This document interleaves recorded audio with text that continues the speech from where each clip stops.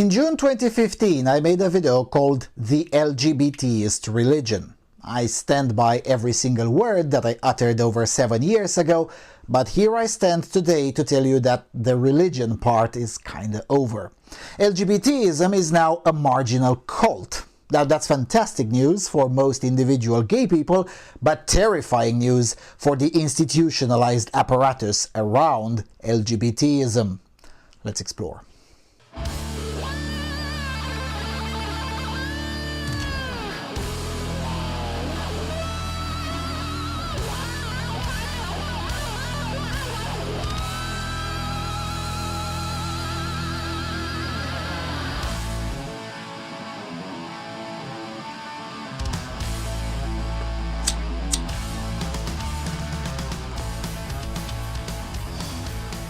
Hello everyone and welcome to the Freedom Alternative.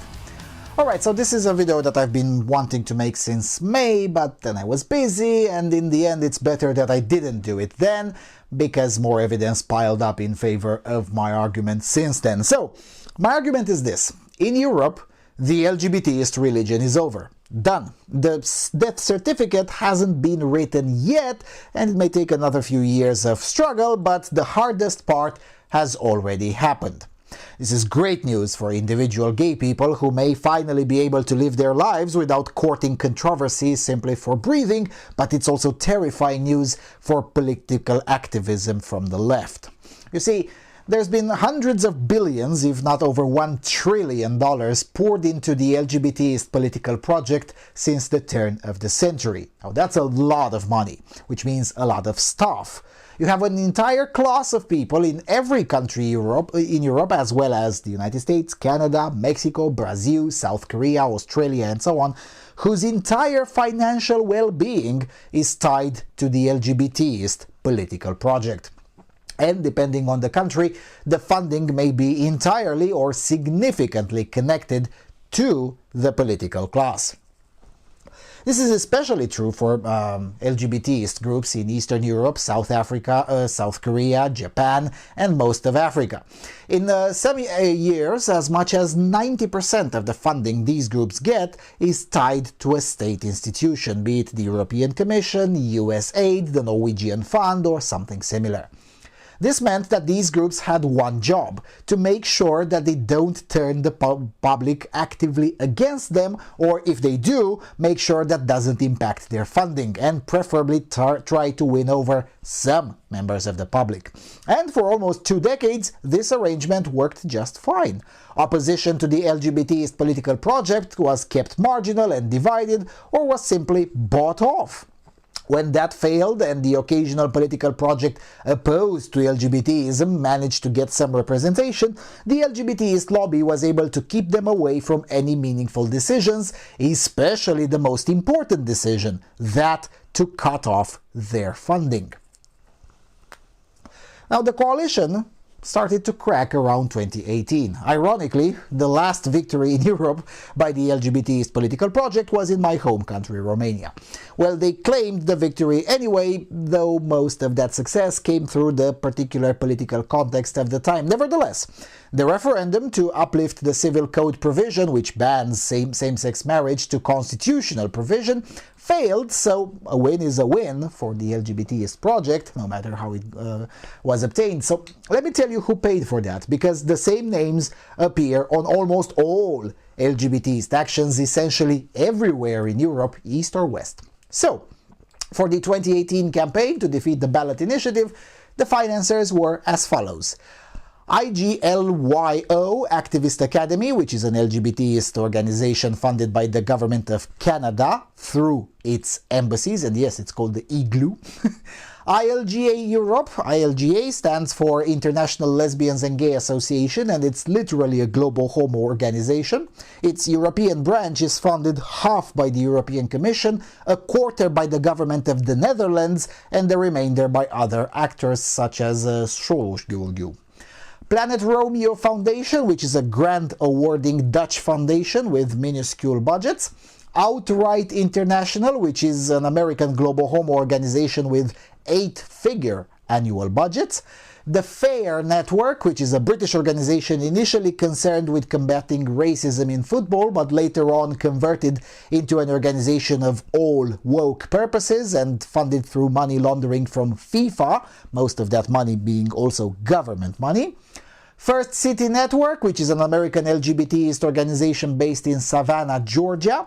And finally, the XY Actief Fund, now the Het Actief Funds, which is a Dutch grant-awarding organization for all things woke, from anti-racism to animal rights, LGBT-ist projects, feminism, really anything that is to the furthest fringes of the far left.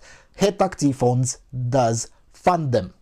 Together, these organizations have annual budgets well in excess of $200 million. Just these organizations have spent over $15 billion in LGBT-ist activism in the last 10 years. And with the exception of Outright International, none of them are really known or considered big fish. The bigger fish are those who manage to launder money through US aid. Think the COVID relief bill, including funds for gender mainstreaming in Pakistan. Those are the big fish. Okay, so what happened in 2018? Well, I started noticing it in 2018, but I thought it's just a distorted impression. Then noticed it again in 2019, so I looked a bit closer. Then the so-called pandemic measures hit, so it became a bit distorted, so I waited for those to end in order to have a third year on record without interference, in this case restrictions on gatherings. And that year came, 2022, and the issue emerged again. What issue? Nobody cares anymore. The most visible action of all of this funding, which are the Pride parades, are hemorrhaging participants. Now, it was always the case that these are astroturfed, but even that isn't cutting it anymore, as LGBT-ist agitators now have to physically move around the exact same people across 3, 4, or 5 countries in order to present a decent enough crowd. And even that is not enough to save face anymore. Here's an example. This is footage from the Belgrade Pride Parade in 2019. The Prime Minister, Ana Brnabić, a lesbian herself, showed up to the parade. You can see in the footage from Radio Free Europe that thousands of people attended and it all went down smoothly. From 2014 until this year, the Pride parades went on smoothly. No incident, no violence, all good. And that's in Serbia, a country in which homophobic violence is actually quite routine, as evidenced by the 2001 and 2010 gay pride parades, which ended with hospitals full of Pride participants and police officers who tried to defend them. Okay, so this is Pride Serbia 2022. Supposedly an international festival which the local LGBTists were given organizing rights by their global homo masters. Europride 2021 took place in Copenhagen, I think, and the 2022 edition was supposed to be a blast with record participation in Belgrade. Well, surprise! The lesbian prime minister told them to pound sand after the administration outright banned the parade, citing security concerns. Protests against the parade lasted for days and gathered an average of 20,000 people a day. And here's the actual Europride Belgrade 2022. It's nobody. Members of the European Parliament went there, all sorts of globalist internationalist officialdom. Nobody cared. Not even all of the staff of that officialdom showed up. Hundreds of Pride March supporters gathered in the pouring rain, dancing and singing as their march was held on a shortened route, reports Al Jazeera on September the 17th. In other words, it was a fiasco. They were making progress until 2019, and now, bam, they're back to 2001. All of those millions spent for nothing. Even the lesbian prime minister suddenly takes the far-right position. Same goes to Hungary. Hungary recognized same-sex civil partnerships or unions in 2018. Yes, boogeyman Orbán the fascist granted that. Then in 2019, the Budapest Pride was the first one to be held without much of police cordons. Hungary Today was reporting, quote, "The 24th Budapest Pride Festival wound up with the march that started from Kossuth Square in front of the Parliament building on Saturday. The parade ended peacefully without any atrocities. After the march ended, Péksha said this year's event was the most peaceful and unhindered in recent years. She noted that the participants marched without cordons this year, and in spite of that, there were no disruptions. Péksha added that she knew of just one instance of a counter-demonstrator entering the crowd of marchers, but that person was escorted out by the organizers, end quote. So, all civilized, right? Well, yeah, all normal in 2019. And then Budapest Pride 2022 happened. Between 2019 and 2022, the administration banned the promotion of distribution of media that features information on homosexuality and gender transition for those under 18 years of age. "The father is a man, the mother is a woman. Leave our children alone," Orban Viktor said in an address in Romania, while rejecting, quote, "Western nonsense," unquote, regarding the issue. Budapest Pride 2022, as reported by our colleague who was there, you should check that video if you haven't, it's on this channel. The event saw a much lower turnout than recent memory. It also got legally diverted out of sight from the city center, and all while the city hall is held by an allegedly pro-LGBT-ist opposition mayor, mind you. In fact, in looking through the footage that Alin brought from Budapest while I was in Kazakhstan, I recognized quite a few faces that I had seen a month before in my hometown. Quite literally, they're now down to physically moving the same people all over southeastern Europe just so they don't get into the situation of 10 people showing up. In Bucharest, they had more participants than in 2021, but then again in 2021 there were pandemic restrictions and the police actually enforced them on the LGBT-ists, but they still had fewer people attending than 2019, and in 2019 they had fewer than in 2018. Around the year 2018, the LGBT-ist political project saw its nadir. It may have been 2017 or 2019 from one country to another, but the fact remains that in the current year, fewer people are interested positively in this political project than merely 4 years ago. So, what happened? Well, there are multiple explanations, and it's not the purpose of this video to analyze that in great detail. Maybe that's a topic to be addressed when the whole shit show is over. But the short version is this. The normies found out what the LGBT-ist cult is about.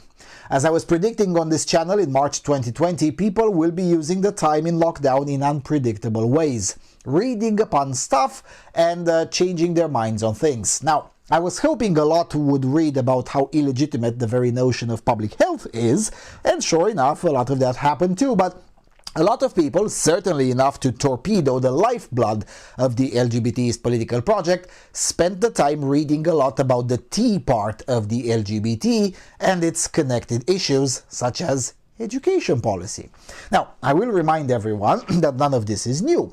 In March 2016, I made a video on this channel called Masturbation Classes for 3-year-olds. A lot of the people who are now involved in the full-scale educational backlash called me crazy back then, because the human mind is quite phenomenal in this way.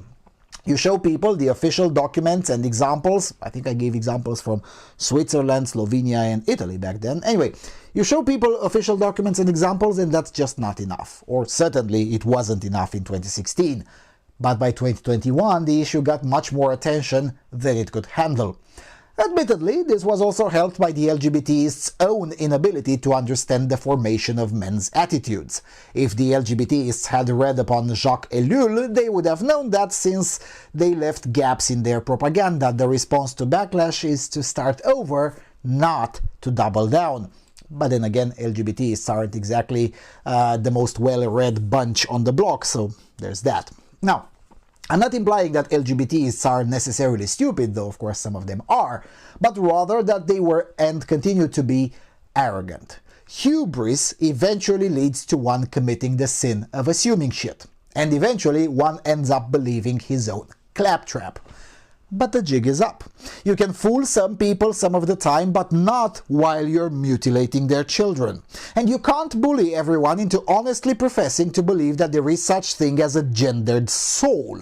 Because that's really the fundamental premise of the T part in the LGBT-ist project. That there is such a thing as a male or female soul that can be mistakenly assigned to an incorrect body. The claim is metaphysical, and yet it is sold to the plebs as a scientific one. Long story short, even highly progressive nations and always eager to please the woke, especially the LGBT-ist religion, like England, Sweden or Finland, adopted the Eastern European or far-right vision on transgenderism when it comes to children. And now the issue just blew up in Spain.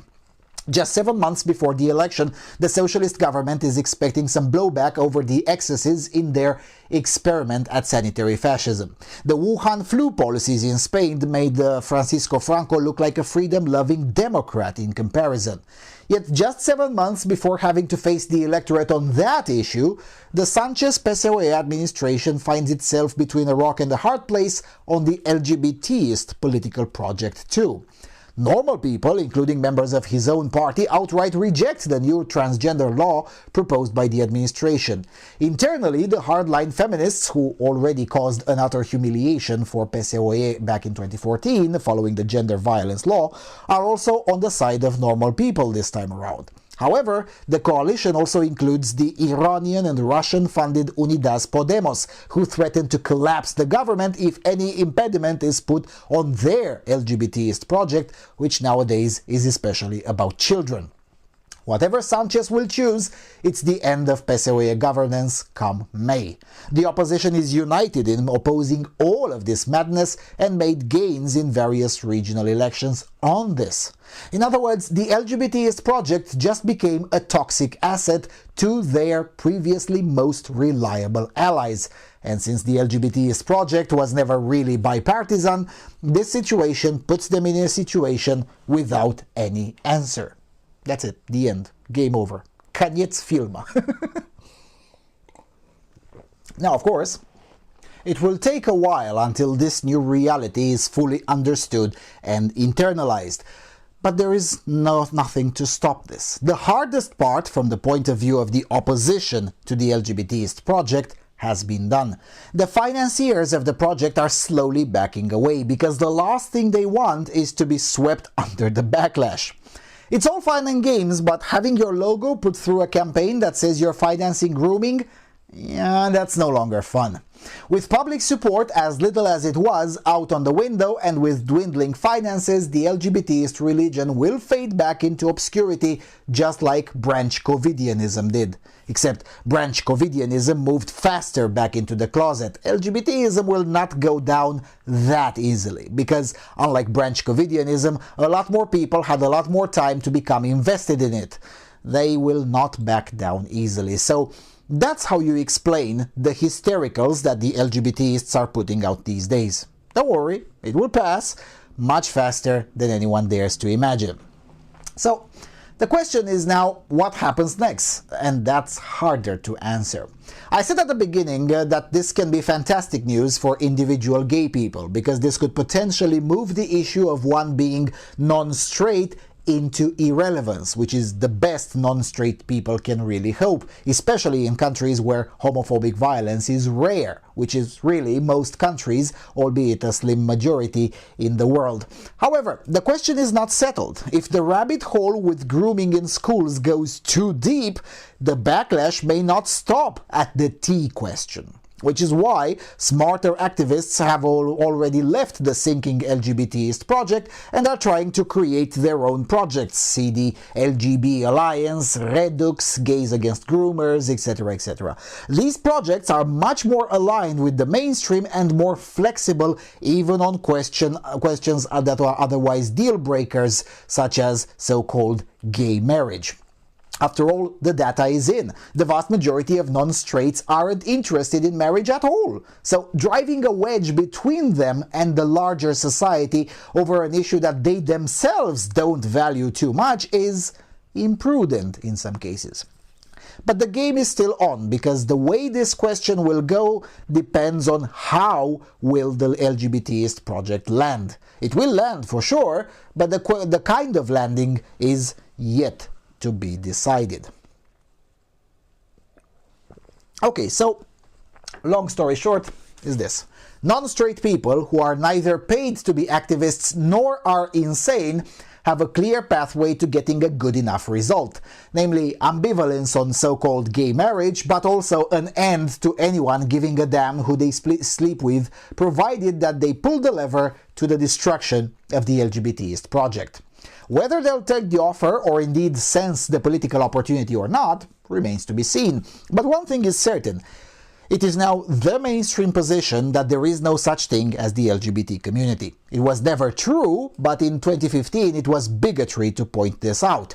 Today, not even the wokest of the woke are putting out a convincing argument for its existence. Now, why does this matter? Because it's the first conflict we as societies inherited from the boomers, saw it amplified by social media, and then we might see it resolved by the end of this decade. It's a huge white pill, because if this can be solved, then that means others can too. Also, if this is solved amicably enough, maybe we can start having the much-needed serious conversation about the perils of social media as a concept.